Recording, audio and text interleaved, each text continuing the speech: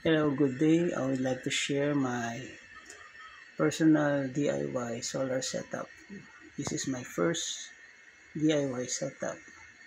From this, we have now the second DIY setup, and I'm proud to say that I did it myself, but of course through the help of YouTube videos. Okay, DIY. So, DIYers. So this one is the first one. I have 1 kilowatt solar power. I'm just using a 550 solar panel.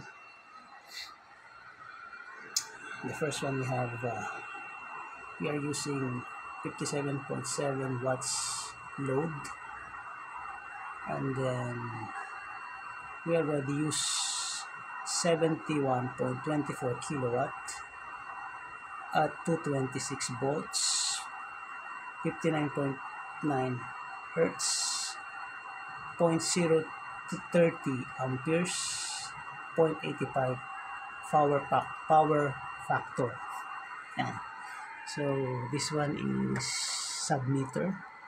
So total of 125 kilowatt na ang nasa-save natin. And then the second one we're using 27.6 watts with 20.40 kilowatt. So bago lang to. This is new because it consume only 20.40 kilowatt. So we have 222.2 volts at 59.5 hertz, 0.14 ampere at 0.088 power factor. So ano yung load nito? This one is loading a small electric fan and LED light. So this one comes with a 12 volts 108 ampere hours battery, DIY also. It has 70%.